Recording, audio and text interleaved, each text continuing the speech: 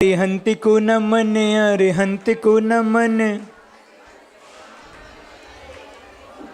सिद्ध प्रभु को नमन, सिद्ध प्रभु को नमन, आचार्य को नमन, आचार्य को नमन, उपाध्याय को नमन, उपाध्याय को नमन, सर्व साधु को नमन, सर्व साधु को नमन। यह मेरे पंच गुरु इनको सदा नमन, इनके नमन से हो मुक्ति पथ पे गमन, इनकी ही भक्ति में हो मेरे मन वचन। अरिहंत जय जय, सिद्ध प्रभु जय जय, साधु जन जय जय, जिन धर्म जय जय। अरिहंत मंगल, सिद्ध प्रभु मंगल, साधु जन मंगल, जिन धर्म मंगल। अरिहंत उत्तम, सिद्ध प्रभु उत्तम, साधु जन उत्तम, जिन धर्म उत्तम। अरिहंत शरणा, सिद्ध प्रभु शरणा, साधु जन शरणा, जिन धर्म शरणा। चार शरण अग हरण जगत में, और न शरणा हितकारी।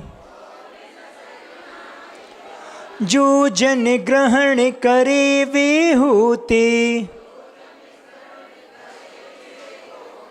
अजर अमर पद के धारी। नमस्कार श्री अरिहंतों को, नमस्कार श्री सिद्धों को,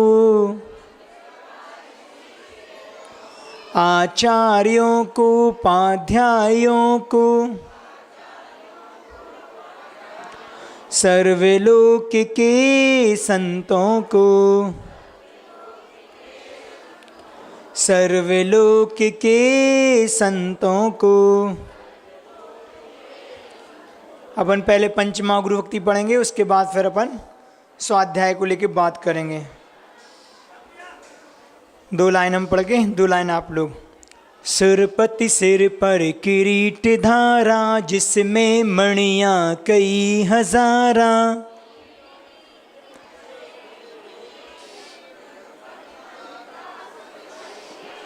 सम्यक त्वादिक बस गुण धारे, वशु विधि विधि रूपनासन हारे। सबको पढ़ना है। श्रुति सागर को पार किया है, सुचि संयम का सार लिया है।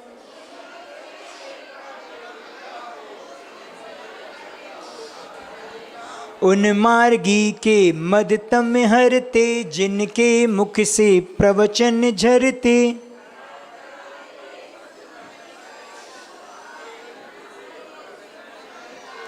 समदर्शन के दीपक द्वारा, सदा प्रकाशित बोध सुधारा।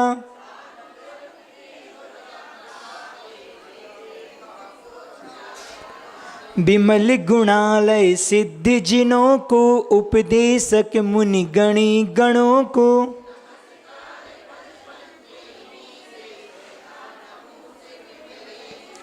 नमस्कार वर मंत्र यही है, पाप नसाता देर नहीं है।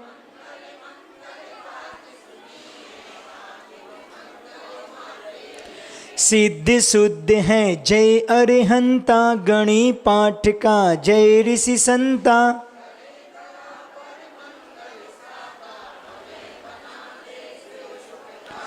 सिद्धों को जिनवर चंद्रों को गणनायक पाठक वृंदों को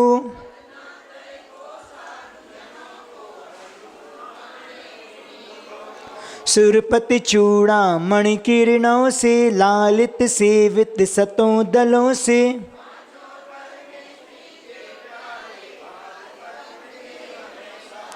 महाप्रातिहार्यों से जिनकी शुद्ध गुणों से सुसिद्ध गण की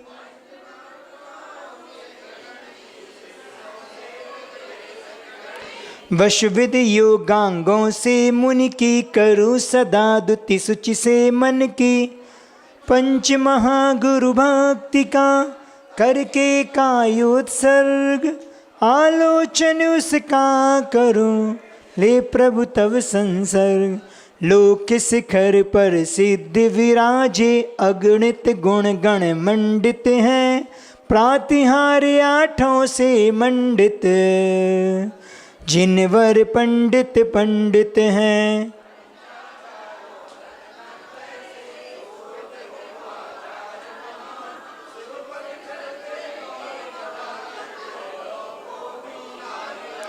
उपाध्याय उपदेश सदा दे चरित बोध का शिव पथ का रत्नात्रय पालन में रत हो साधु सहारा जिन मत का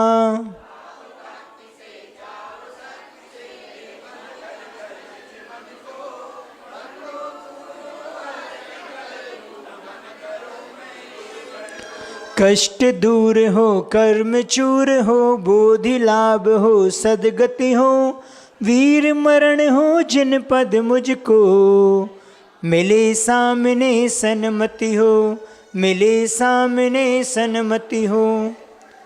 चलिए दूसरी वाली कॉपी आप लोग के हाथ में, जिसके हाथ में हो, विगत 2-3 दिन से अपन ने इसका स्वाध्याय शुरू किया है। प्रश्नोत्तरत्माली का यह ग्रंथ है और क्रम से पढ़ते हुए अपन ने कल तीसरे श्लोक के बारे में थोड़ा समझा था। पहले तीनों का लाइन से उच्चारण कर लेंगे, उसके बाद थोड़ा सा और विषय कल को आगे बढ़ाएंगे अपन। सभी के हाथ में, जिनके हाथ में बुक हो वो देख लें।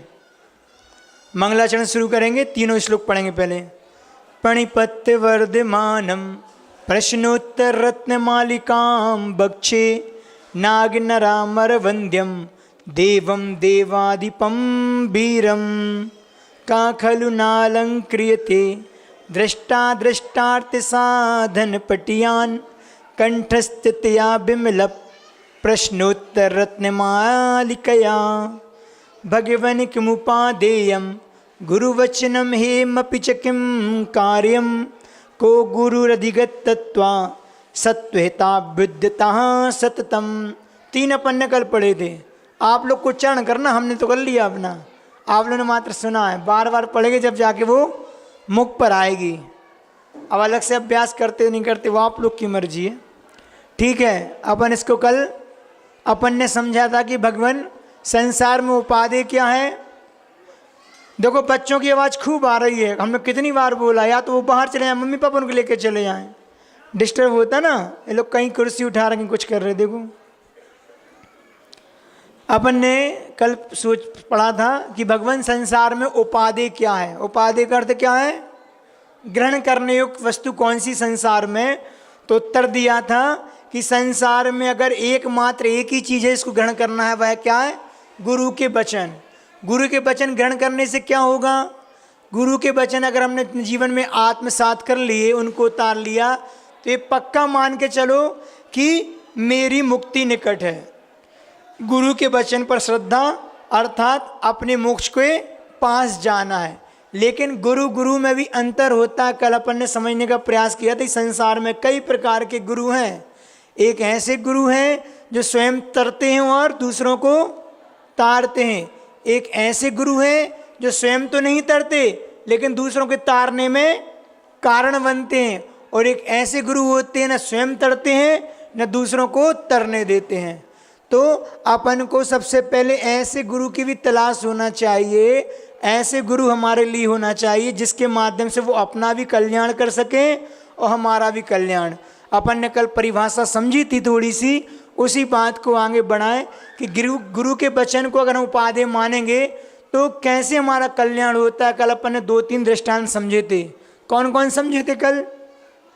हमने सबसे पहले कहा था कि उस सिंह के जीव ने गुरु के वचन को ग्रहण किया था तो वहाँ आगे चल के कौन बना? भगवान महावीर का जीव बना। उसकी पर्याय अनंत काल से जो भटक रही थी, वो सिंह का जीव कौन था? और कोई नहीं था। किसका जीव था? भगवान आदिनाथ के समय का चला रहा था। उनका कौन था? पोता था। मारीच का जीव था, पोता था। और भगवान के समूह शरण में उसने भी हजारों राजाओं के साथ दीक्षा ले ली थी। दीक्षित होने के बाद और भगवान के समूह शरण में आदिनाथ भगवान से पूछते हैं कि भगवान हमारा भविष्य क्या है? तो भगवान कहते हैं कि आने वाले समय में तुम भगवान बनने वाले हो, तुम भी तीर्थंकर बनने वाले हो। तो जब ऐसा उस भगवान की वाणी से निकला तो इनको अहंकार आ गया कि हम जब भगवान बनेंगे, हम तो अभी से भगवान बन गए। और अहंकार में चूर होकर कहते हैं उसने दीक्षा का छेद किया वहाँ से और अपना एक अलग मत का प्रतिष्ठापक बन गया, जिसको परिवारजक नाम का रहता है। और उसके बाद अनंत काल तक वह अलग अलग पर्यायों में, अलग अलग योनियों में भटकता रहा।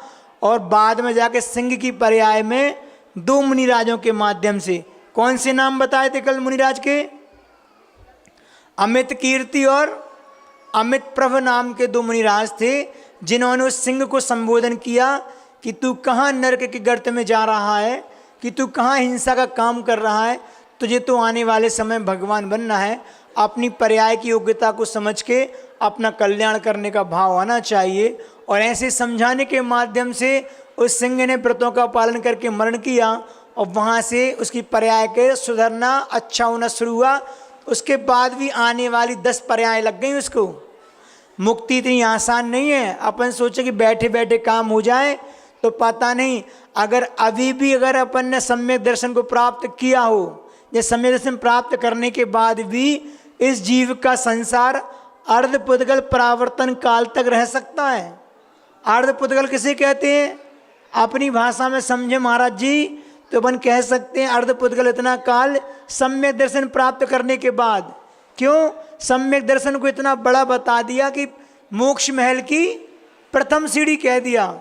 लेकिन प्रथम सीढ़ी होते हुए भी वो सम्यक दर्शन भी हमारे लिए कई समय तक संसार में रोक के रखता है।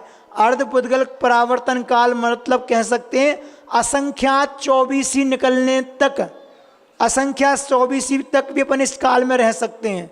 एक 24 में 10 कूड़ा कोड़ी सागर का काल होता है, 2 24 में 20 कूड़ा कोड़ी का काल होता है, जिसको कल्पकाल बोलते हैं। ऐसे असंख्यात कल्पकाल निकल जाए उसके बाद भी ये जीव संसार में रह सकता है। और कम से कम चाहे तो उसी भाव से भी मोक्ष जा सकता है। तो अपन ये ना समझे कि महाराज जी सम्यक दर्शन प्राप्त करके अब चारित्र के जब हमारे पास सैनन होगा, शक्ति होगी, तो किसी पर्याय में अपन चारित्र को ग्रहण करके अपना कल्याण कर लेंगे। लेकिन कोई भरोसा नहीं है, इसलिए जितना अच्छा हो अच्छे से अच्छा करने का प्रयास करें। मात्र सम्यक दर्शन कुछ भी नहीं होने वाला। चलिए, तो यहाँ पे अपन ने 2-3 दृष्टांत कल समझे थे। सिंह की पर्याय वाला, मैना सुंदरी के जीव का, उसने भगवान गुरुओं के वचन को आत्मसात करके सिद्ध चक्र महामंडल विधान करा के माध्यम से अपने पति का और 700 कोड़ियों का कोड़ दूर किया था। और भी अंजन चोर की कहानी बताई थी कि अंजन चोर ने गुरु के वचन को प्रमाण मान के अपन मोक्ष की प्राप्ति की, उसको अपन अंजन चोर के नाम से जानते हैं। एक और एग्जाम्पल दिया था सियार का, जिस सियार ने सागर सेन नाम के मुनिराज से नियम लिया था कि रात्रि में भोजन पानी नहीं करेंगे। कहने को तो सियार था, लेकिन नियम के पक्के बने और उस नियम के माध्यम से मरण को प्राप्त हुआ। नियम नहीं तोड़ा। आगे जानकर कौन बने थे? वो धनमित्र सेठ के पुत्र बने थे, प्रीतिंकर, और जो उसी पर्याय से साधना करके मोक्ष को प्राप्त हुए थे। एक सियार का जीव अगली पर्याय में सेठ का पुत्र बना, मुनि बने, तप किया और मोक्ष चले गए। देखो पूर्व पर्याय कौन सी थी? सियार की। सियार समझते ना, लड़ैया बोलते ना अपन, जो रात में बोलते हैं। सोचो, अंदर से अगर पुरुषार्थ किया जाए तो आत्मा में कितनी शक्ति है, अपन इस बात से अनुमान लगा सकते हैं।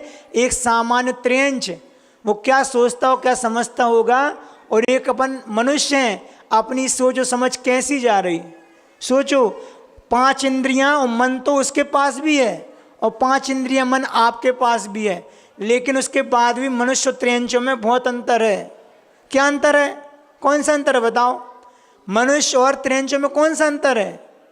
भाई इंद्रियां तो आपके पास भी, उसके पास भी, मन भी है, आपके पास भी है, लेकिन एक ऐसी चीज जो आपके पास हो संसार में किसी के पास नहीं है। इसलिए मनुष्य हर प्राणियों में श्रेष्ठ कहलाता है। किस अपेक्षा से कहलाता है? चारित्र तो उसने भी धारण कर लिया, अनुव्रत के माध्यम से तो वो गया वहां तक। ठीक है, एक देश अभी वर्तमान में सकल चार धारण के कौन सा मोक्ष होने वाला? अगर हम सोचें हमने मुनि बन गए तो मोक्ष ले जाएं, हो सकता है कि साधु से अच्छी पर्याय श्रावक की मिल जाए, संलेखना के माध्यम से वो भी इंद्र पद को प्राप्त कर ले, कोई भरोसा है? मात्र एक चीज है जो हमारे पास है, वो किसी के पास नहीं है। मनुष्य के पास एक विवेक होता है। विवेक समझते ना, सही गलत की पहचान। यह पहचान पशुओं में और त्रेंचों में नहीं होती, वो सही गलत नहीं पहचान पाते। मन तो है, सोच तो सकते हैं, लेकिन अपने पास सोचने की शक्ति के साथ साथ विवेक गुण होता है, सही और गलत की पहचान कर सकें। इसी सही गलत की पहचान के माध्यम से जीव अपना विकास भी कर सकता है, और गलत करे तो अपना हिरास करके नरक आदि की यात्रा भी कर लेता है। इसलिए मनुष्य कोई पशु नहीं जाएगा। पशु जाएगा तो ज़्यादातर 5वें नरक तक जा सकता है, क्रूर से क्रूर पशु, सिंह जैसा, है ना। सर्प जाएगा तो कहाँ तक जाएगा? चौथे तक जाएगा। लेकिन एक मनुष्य कैसा है कि अगर अपना पतन का रास्ता निश्चित कर ले, पाप के गर्त में जाए, तो वो 7वीं पृथ्वी तक भी जा सकता, 7वें नरक तक। तो ये सब क्या है? ये कहीं ना कहीं हमने अपने जीवन में धर्म को नहीं अंगीकार किया, हमने अपने जीवन में गुरुओं की वाणी को आत्मसात नहीं किया। हमने कल कहा था, शास्त्र स्वाध्याय से सम्यक दर्शन की प्राप्ति कहीं भी उसका निमित्त नहीं बताया कि हम शास्त्र पढ़ते पढ़ते हमारी विशुद्धि बढ़ जाए और सम्यक दर्शन प्राप्त हो जाए। सम्यक दर्शन की प्राप्ति में उनने सबसे ठोस निमित्त बताया है गुरु की देशना का। गुरु की देशना का प्रभाव जीवन में इतना पड़ता है कि विशुद्धि के माध्यम से सम्यक दर्शन प्राप्त हो जाता है। और एक बार प्राप्त हुआ तो मेरा संसार जो अनंत था, सागर बराबर था, वो चुल्लू भर मात्र रह गया। वो चुल्लू भर है, वो अर्धपुद्गल परावर्तन जो हमने नाम बताया था ना अभी, जिसमें असंख्या 24 ही निकल जाए, वो कितना है? वो चुल्लू भर है। किसकी अपेक्षा? उस मिथ्यात्व की अपेक्षा जो अभी तक अपन ने अपनी श्रद्धा को सही नहीं करके सम्यक दर्शन को प्राप्त नहीं किया। तो मिथ्यात्व हमारे लिए अनंत के बराबर है, और एक बार सम्यक दर्शन प्राप्त करना चुल्लू भर पानी के बराबर उस सागर में। तो देख लो, इतना पुरुषार्थ भी कर लें तो जीवन में कम नहीं है, लेकिन वो आएगा कब? जब तक गुरुओं की देशना को अपने जीवन में नहीं उतारेंगे। और वह देशना कब उतरेगी? जब तक उनके प्रति हमारी श्रद्धा, उनके प्रति हमारी भक्ति, उनके प्रति हमारा समर्पण नहीं होगा, तब तक वो चीज़ नहीं आती। आप देख लो, आने को तो बहुत से जीव आते हैं, भगवान के समूह शरण में भी संख्या की कोई गिनती नहीं है। असंख्यात जीव समूह शरण में पहुँचते हैं, तो क्या सब अपना कल्याण कर लेते हैं? सब नहीं आते। जैसे मेला में जाते हैं ना अपन, मेला में जाते हैं तो मेला में कितना आकर्षण होता है। कोई मिठाई की दुकान तक सीमित है, कोई खिलौनों की दुकान तक सीमित है, कोई कपड़े आदि तक सीमित है, कोई इस मेले में मंदिर आदि हो तो मंदिर आदि में। तो सब अपने अपनी योग्यता से जिसको जिसमें रुचि होती वो करता है। ऐसे ही मेला एक प्रकार का भगवान का समूहशरण होता है। उस समूहशरण में भी मेला लगा है। अब जो जितने आकर्षण में प्रभावित हो जाए उसमें वो गाफिल होकर वहीं रुक जाता है, और जिसको इन सब चीज़ों से कोई प्रयोजन नहीं है वो सीधे भगवान के 12 कोठों में पहुंच के अपने जहाँ मनुष्य का हो तो मनुष्य की कोठे में, देव के कोठे में जाके भगवान की वाणी का श्रवण करते हैं। श्रवण करने के बाद भी जरूरी नहीं कि उनका कल्याण हो, कोई सुन के यहाँ से सुनता और यहाँ से निकाल के चला जाता है। तो सबकी अपनी अपनी पात्रता और योग्यता है, और उस वाणी को ग्रहण करने की शक्ति है। ऐसे यहाँ के समूह शरण में है कि भले हजारों लोग बैठते हों, सुनने को 500-1000 लोग बैठते हैं, लेकिन कितने लोग उस वाणी को अपने जीवन में आत्मसात करके अपने उस धर्म के मार्ग को प्रशस्त करते हैं? नहीं समझे? वही बात है कि महाराज जी आपको तो मानते हैं, धर्म के प्रति आस्था पूरी है, धर्म को भी मानते हैं, लेकिन ना धर्म की बात को मानेंगे ना आपकी बात को मानेंगे। आपको तो मानते हैं, तो यही श्रद्धा तो है, लेकिन श्रद्धा जीवन में नहीं उतरती तो कहीं ना कहीं हमारे लिए वो कल्याण में बाधक बनती है। तो गुरु के उपदेश हमारे जीवन में उस नाव का काम करते हैं जिस नाव में हम बैठ के अपने जीवन रूपी नैया को पार कर सकते हैं। इसलिए अपने जीवन में एक स्थान गुरु के लिए अवश्य देना चाहिए। हमने सबसे खूब संबंध बनाए हैं, खूब संबंध रिश्तेदारों में, घर परिवार में अनादिकाल से वो ही बनाए थे आ रहे हैं, लेकिन एक रिश्ता अभी तक देव सास गुरु से नहीं जोड़ा। अगर जुड़ गया होता तो ये पक्का है कि अभी हम यहाँ बैठे ही नहीं होते। अगर हमने गुरु का और धर्म का हाथ पकड़ा होता तो हम कभी के कल्याण कर रहे होते। पंचम काल में आए हैं तो कहीं ना कहीं पाप के कारण ही आए हैं। और हमारे यहाँ तो गुरु को इतना महत्व दिया है कि इतना महत्व तो संसार में किसी को नहीं दिया। भारतीय संस्कृति में अगर सबसे ज़्यादा महत्व दिया तो वो गुरु को दिया है। गुरु शब्द अपने आप में बहुत वजनदार होता है। गुरु मतलब क्या होता है? लघु गुरु पढ़ते हैं ना अपन, गुरु मतलब वजनदार, ये यूँ कह सकते हैं भारी, है ना। गुरु शब्द अपने आप में इतना भारी होता है, इतना भारी होता है कि सारा संसार मिलकर भी उसके भार को नहीं उतार पाता। इसलिए सारा संसार गुरु का आभारी होता है। ये आभारी अपन भी हैं। और ये बात भी पक्की है कि जिसने भी जीवन में सफलता प्राप्त की है उसने कहीं ना कहीं गुरु के आशीर्वाद और उनका हाथ पकड़ा है। जिसके जीवन में गुरु नहीं उसका जीवन शुरू नहीं। इसलिए जीवन की शुरुआत गुरु के द्वार से हो तो जीवन में सफलता लंबे समय के लिए में मिल जाती है। और एक और बात, जो भक्ति अपन गुरु की करते हैं उतनी भक्ति भगवान की नहीं कर पाते। क्यों करते हैं? देव पूजा के बाद शास्त्र पूजा शेष रहा करती है और शास्त्र पूजा के बाद गुरु पूजा शेष रहा करती है। लेकिन गुरु पूजा के बाद कुछ भी शेष नहीं रहता, इसलिए गुरु पूजा अपने आप में विशेष हुआ करती है। समझ में आई ना बात? तो अपन देखें कि गुरु पूजा अपना विशेष होती है। जब आप मंदिर में भगवान की पूजन करते हैं तो आपके हाव भाव, आपका पूजन करने का तरीका और पूजन की द्रव्य आदि कैसे होते हैं, अपन देख लें कितना उत्साह हमारे लिए वहाँ जागृत होता है। और दूसरा, जब अपन गुरु की पूजन करते हैं, यहाँ आ जाते हैं आप लोग, गुरु की पूजन करते हैं तो भर भर के थाल संगीत में गाजे वाजे के साथ अच्छेपन विशेष पूजन करते हैं। अपना उत्साह अलग दिखता है और भाव भी जुड़ते हैं। ऐसा क्यों होता है? हम लोग गुरु सामने बैठे हैं तो प्रत्यक्ष रूप से जो रहता है तो हमारा एक अंदर से भाव रहता है, एक हम भक्ति प्रदर्शित करें, इनके प्रति हमारा भक्ति का भाव होता है। और भक्ति का भाव हमारे लिए उत्साह को पैदा करने वाला होता है और उनमें भाव भी जुड़ते हैं। अब हम गुरु जी की पूजन करते हैं ना, तुम में कैसा सम्मोहन है या है कोई जादू टोना, जो दर्श तुम्हारे कर जाता नहीं चाहे कभी बिलग होना, वह मंद मधुर मुस्कान सदा चेहरे पर बिखरी। मतलब एक एक शब्द में कितने भाव गर्भित हैं। जब हम भाव से करते हैं तो आनंद का संचार होता है। इसलिए एक बात ध्यान रखना, बहुत अच्छी बात बता रहे हैं, तुम्हारे माता पिता आपसे रूठ जाए ना तो ज़्यादा गम मत करना, तुम्हारी बहन रूठ जाए तो ज़्यादा चिंता मत करना, तुम्हारे तुमसे मित्र रूठ जाए तो दुखी मत होना। समझ में आई ना? कोई भी रूठ जाए दुखी मत होना। यहाँ तक कि सारा जगत तुमसे रूठ जाए तो समझो कोई बात नहीं, तुम्हारे प्रभु भी तुमसे रूठ जाए तो समझो कुछ भी नहीं गया। लेकिन अगर तुम्हारे गुरु तुमसे रूठ जाए तो समझो सब चला गया। क्यों? क्योंकि जिसका प्रभु रूठ जाए ना उसको गुरु की ठोर मिला करती है। ठीक है ना? अगर हमारे प्रभु हमसे रूठ गए तो हमें गुरु की ठोर मिलेगी, लेकिन अगर मेरे गुरु ही हमसे रूठ जाए तो फिर ठोर नहीं ठोकर मिलेगी। देख लो, अपन ऐसे एग्जाम्पल देखते हैं जिसने अपने जीवन में गुरु का तिरस्कार किया, गुरु को नहीं स्वीकार किया तो जिंदगी भर वह ठोकर ही खाता है। तो रूठे हुए प्रभु को तो कोई भी मना लेगा, लेकिन रूठे हुए गुरु को कोई नहीं मना सकता। गुरु रूठ जाए तो समझो, अगर गुरु रूठ जाए तो समझो मुझसे मेरा भाग्य रूठ गया, समझो कि मुझसे मेरा सौभाग्य रूठ गया। और उस भाग्य को, उस किस्मत को, सौभाग्य को बनाने के लिए 100 जिंदगियां भी कम पड़ जाती हैं।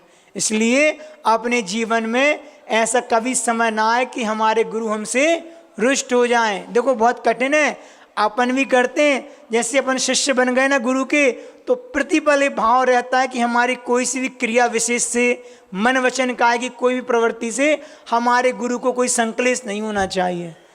हमेशा शिष्य का प्रयास होता है कि मेरी क्रियाओं के माध्यम से मेरे गुरु खुश रहें। और ये अपन रहते हैं, जब हम लोग संग में थे ना, ये प्रयास होता है प्रत्येक साधु का कि गुरु जी हमेशा हमसे प्रसन्न रहें, और ये प्रयास होता है उनको अच्छे से अच्छे करके दे ताकि इनकी प्रसन्नता बने, क्योंकि ये भी एक प्रकार की वैयावृत्ति है उनकी, उनको खुश रखना, और उनको खुश रखना, उनकी आज्ञा का पालन करना, ये भी एक प्रकार का जीवन में सौभाग्य है। क्योंकि हर व्यक्ति को अपन खुश नहीं रख सकते, लेकिन जिनने अपन ने जीवन में सब कुछ दिया उनको खुश रखने का तो हमारा भाव रहना ही चाहिए। इसलिए हमेशा अपने जीवन में गुरु को एक विशेष स्थान दो। और वही बात कि समर्पण की जब बात आती है तो हमारा समर्पण उस एकलव्य की तरह होना चाहिए। एकलव्य समझते क्या किया था एकलव्य ने? एकलव्य एक शूद्र पुत्र थे नहीं थे, और द्रोणाचार्य के पास पहुंचे थे कि मुझे भी धनुर्विद्या में अर्जुन जैसा महारथी बनना है। तो द्रोणाचार्य ने क्या कहा था? मना कर दिया था कि मैं क्षत्रिय और वैश्य पुत्र को ही शिक्षा देता हूं, शूद्र पुत्रों को नहीं देता। उसने कहा कोई बात नहीं, मत दो, लेकिन हमने तो आपको अपना गुरु स्वीकार कर लिया है। फिर देखो क्या कमाल किया उसने कि उसने जंगल में आके उन्हीं गुरु की मिट्टी के पुतला बना के, मिट्टी की मूर्ति बना के, और उसको सामने रख के गुरु स्वीकार करके और धनुर्विद्या अपने आप से सीखी। जब सीखते समय कोई गलती होती थी तो खुद दंड ले लेता था, और अच्छा होता तो खुद शाबाशी ले लेता था गुरु को साक्षी मानकर। और उसने कहते हैं कि ऐसे समर्पण के माध्यम से ऐसी उनके प्रति आस्था थी कि उसने वो विद्या सीख ली जो विद्या अर्जुन के पास भी नहीं थी। कौन सी विद्या थी पता है? कौन सी विद्या थी? एक बार जंगल में अर्जुन भ्रमण के लिए निकले, उनने देखा कि जंगल में एक कुत्ता जिसके मुख में बहुत सारे बाण अंदर घुसे हैं, वो कुत्ता को कोई जख्म भी नहीं हुआ, मरण को भी प्राप्त नहीं हुआ, और बस उसकी आवाज़ बंद हो गई। क्या हुआ कि कुत्ता बहुत भौंक रहा था, बहुत भौंक रहा था, और वह भौंकते हुए आवाज़ वो एकलव्य को पसंद नहीं आई। उसने अपनी विद्या के माध्यम से उसके मुख में इतने बाण भर दिए, उसका भौंकना बंद हो गया। और वो जो दृश्य था ये किसने देखा? अर्जुन ने देखा। जब कुत्ते को देखा तो आश्चर्यचकित हो गया, ये कौन सी विद्या है जो मेरे गुरु ने मुझे नहीं सिखाई, और जंगल में किसने सीख ली? दूरता उस स्थान पर पहुंचता और एकलव्य से पूछता, ये तुमने किया? कि हाँ हमने किया। ये विद्या तुमने किससे सीखी? उन्हें सीखी मैंने अपने गुरु से सीखी। कौन है तुम्हारे गुरु? तो हमारे गुरु द्रोणाचार्य हैं। तो अर्जुन क्या होता, बहुत आश्चर्य में पड़ गया कि मैंने तो कभी इसको देखा नहीं है, कहाँ से गुरु आ गए, दिखाओ तुम्हारे गुरु कहाँ हैं।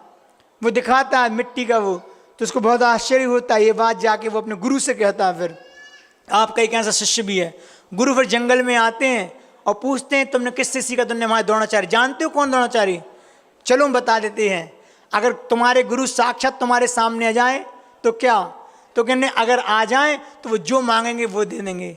तो ठीक है, गुरु तुम्हारे सामने खड़े हैं, दक्षिणा में मुझे अंगूठा दे दो। अंगूठा क्या मांगा? मतलब पूरा उसका जीवन ही मांग लिया, क्योंकि धनुर्विद्या में बगैर अंगूठा का कोई काम नहीं होता। उसने एक पल भी नहीं सोचा और तुरंत अंगूठा निकाल के गुरु के चरणों में रख दिया। इसके पीछे क्या उद्देश्य था वो बात की बात है, गुरु ने क्यों मांगा। लेकिन उसका समर्पण देखो आप कि एक तो उनके बिना उनने पूरी शिक्षा प्राप्त की, और शिक्षा के बाद उनने अगर दक्षिणा मांगी, एक साल पल का संकोच नहीं किया। आज की जगह हम होते तो क्या करते? अपन देख लो, अपन उन्हीं से विवाद करने तैयार हो जाते। तो ये गुरु का समर्पण उस एकलव्य का था गुरु के प्रति। ऐसा समर्पण प्रत्येक जीव के प्रति हमारा आ जाए गुरु के प्रति, तो ये मान के चलो हमारा कल्याण निश्चित है। उसमें तो फिर आंख बंद करके बात मानी, आप जैसा बोलें जो बोलें वो करने को तैयार हैं। तो इतना होना है। एक लाइन है, हे गुरु, हे गुरु। देखो हम बार बार बोलते तो लोग डिस्टर्ब करते नहीं, रहे बाहर भी नहीं ले जा सकते उनको, और वो लोग भी कितनी आवाज करते ना। कितनी बार बोला, बार बार वहीं इंटेंशन जाते ना। हे गुरु ये भक्त, सुनो अब इधर सुन लो, सब वहां देखने लगे। हे गुरु ये भक्त तेरी भक्ति में एकलव्य हो गया, अब तुम इन्हें स्वीकारो नहीं स्वीकारो? आपकी मर्जी, पर ये जीवन भर तुम्हारे चरणों में समर्पित हो गया। ये समर्पण हमारा गुरु के प्रति दिखना चाहिए। हम आप लोग से भी अपेक्षा करते हैं, अपने जीवन में एक स्थान गुरु को दो, एक गुरु बनाओ और उनके प्रति इतनी भक्ति दिखाओ कि लगना चाहिए कि मैंने जीवन में कुछ पाया है। एक छोटा दृष्टांत याद आ रहा है कि जिस प्रकार कहते हैं ना कि गुरु के चरणों में अगर हम समर्पित होते हैं, समर्पण दिखाते हैं, तो गुरु के प्रति समर्पण हमें सिर पर नहीं सिद्धालय में जाके छोड़ता है, सिद्धालय में जाके बिठा देता है। गुरु हमारे जीवन की भटकनों को, हमारे जीवन की अड़चनों को हमसे छुड़ाते हैं, दूर ले जाते हैं। जिस प्रकार कैसे कि सुई में धागा डाला हो ना, जिस सुई में धागा डाला हो तो वह सुई घर तो छोड़ो बाजार में भी गुम जाए ना तो उसका मिलना संभव होता है, लेकिन जिस सुई में धागा ना हो, बाजार तो छोड़ो घर में भी गुम जाए तो उसका मिलना कठिन होता है। आप लोग को हिंदी समझ में नहीं आती? जो बच्चे हैं तो उनको बाहर ले जाओ आप लोग।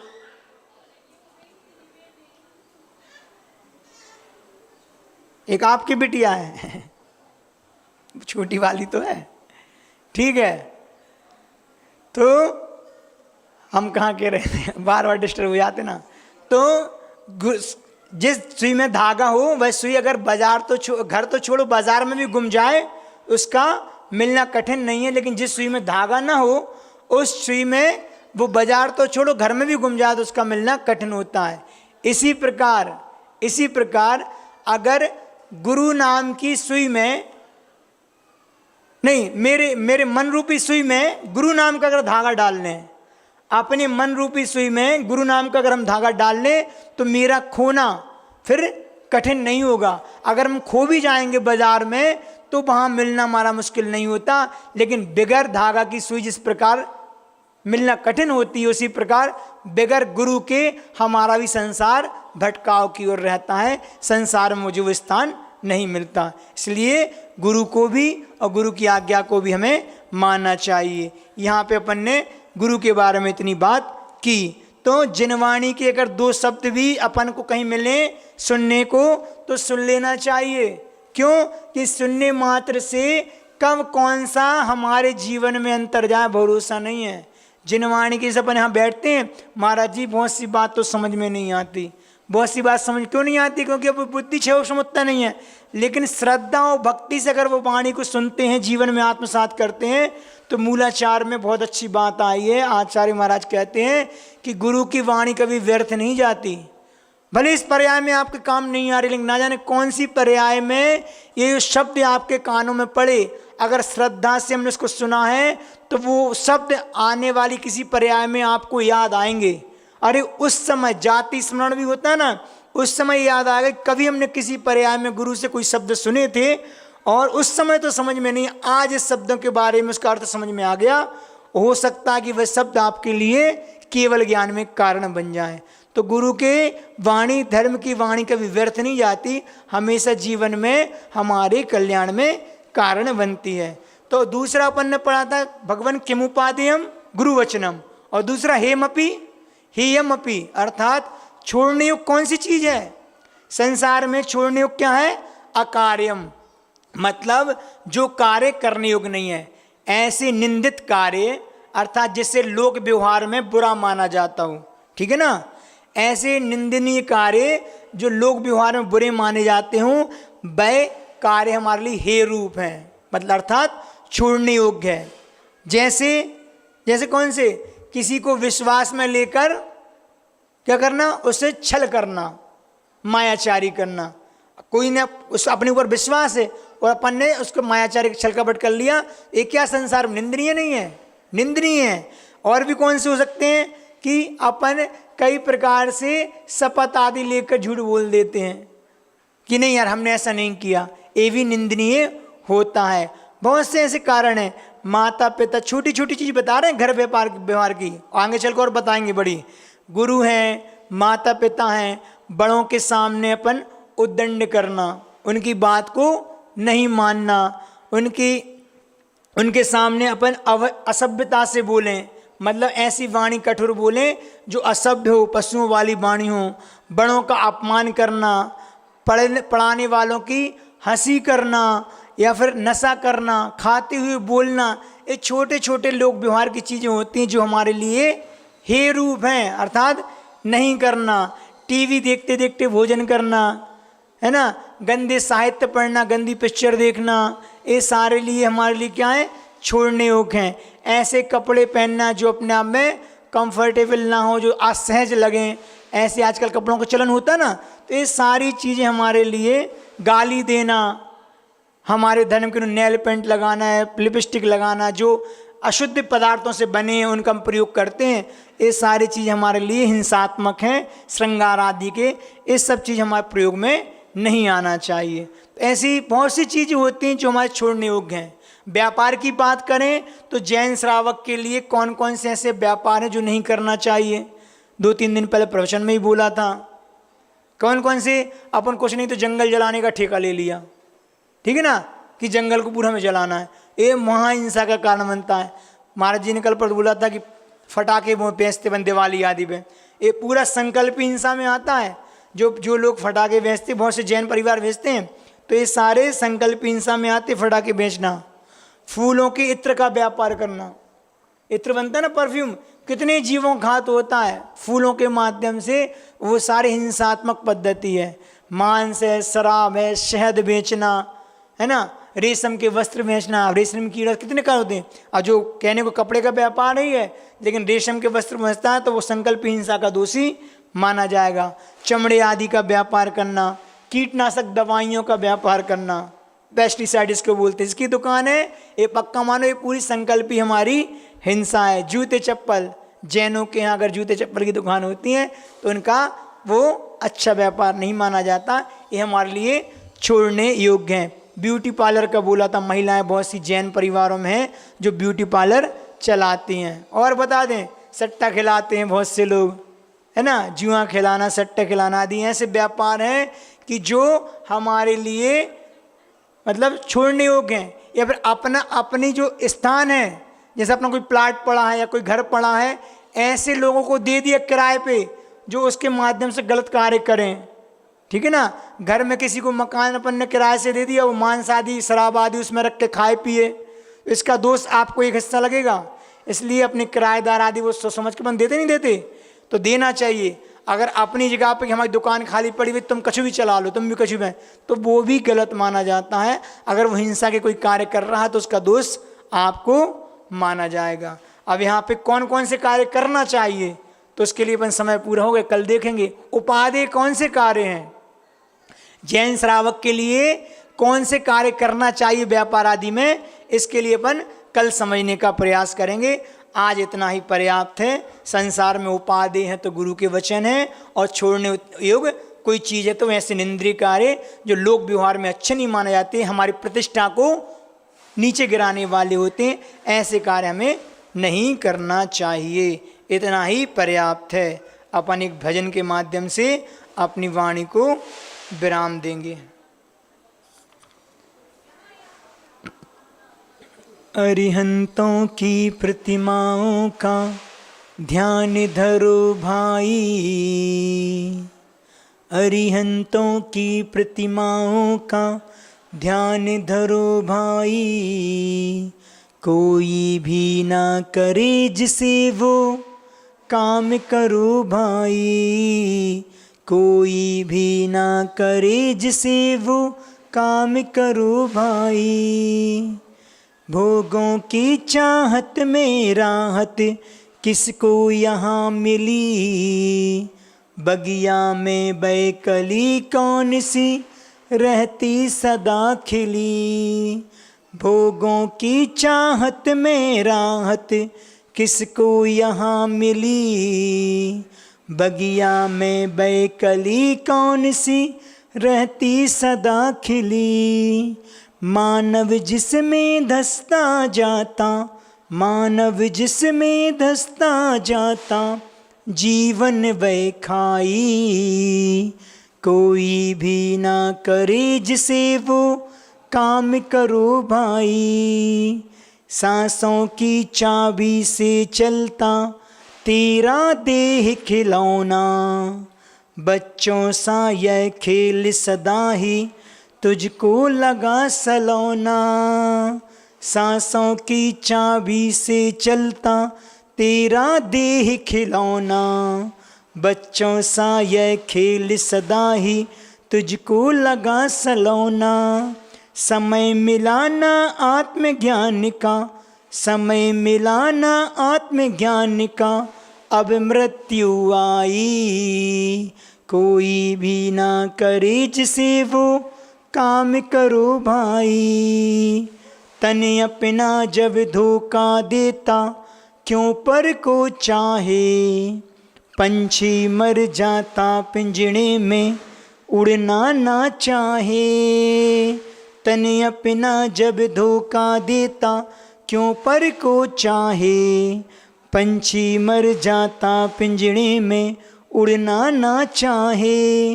अपने को पहचान यहाँ अरु, अपने को पहचान यहाँ अरु, सबसे मांग विदाई।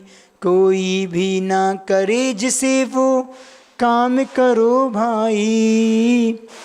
यदि तू चाहे नहीं डूबना इस भव सागर में, अरिहंतों को नहीं भूलना घर में बाहर में। यदि तू चाहे नहीं डूबना इस भव सागर में, अरिहंतों को नहीं भूलना घर में बाहर में।